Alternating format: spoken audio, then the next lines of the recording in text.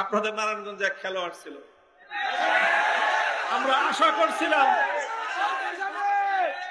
আশা করেছিলাম খেলাটা জমে উঠলে ওনাকে মাঠে দেখবো। খেলা তো শুরু হলো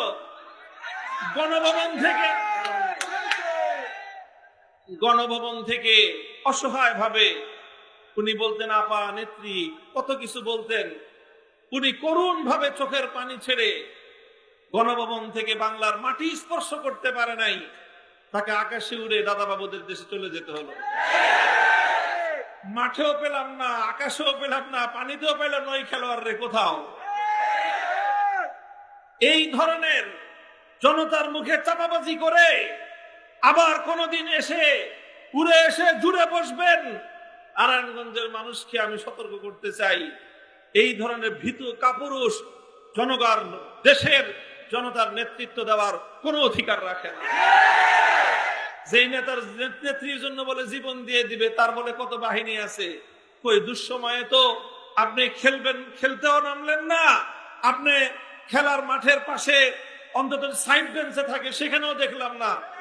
কোথায় পালায় গেলেন তার কোনো খবর নাই।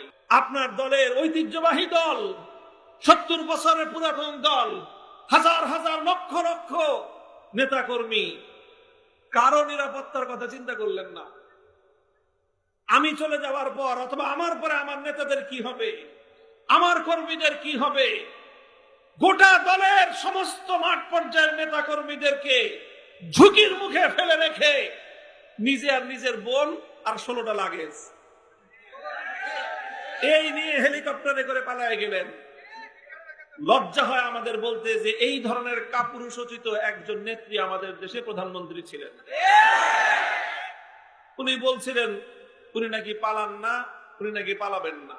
সামনের দিনে আপনারা আওয়ামী লীগের নামটা পাল্টায় নতুন করে যদি রাজনীতি করতে চান, রাজনীতিতে নেমেন।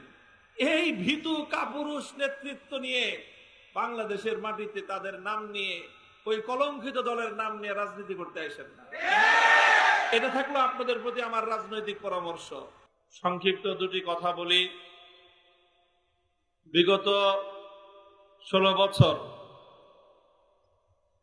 বিশেষভাবে দুটি বিষয়কে কেন্দ্র করে, দুটি হাতিয়ারকে ব্যবহার করে এদেশের মানুষের উপর নিপীড়ন চালানো হয়েছে।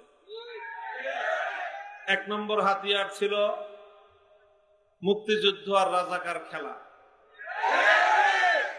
মুক্তিযুদ্ধের পবিত্র চেতনাকে পুঁজি করে একটা ব্যবসা, রাজাকার খেলা।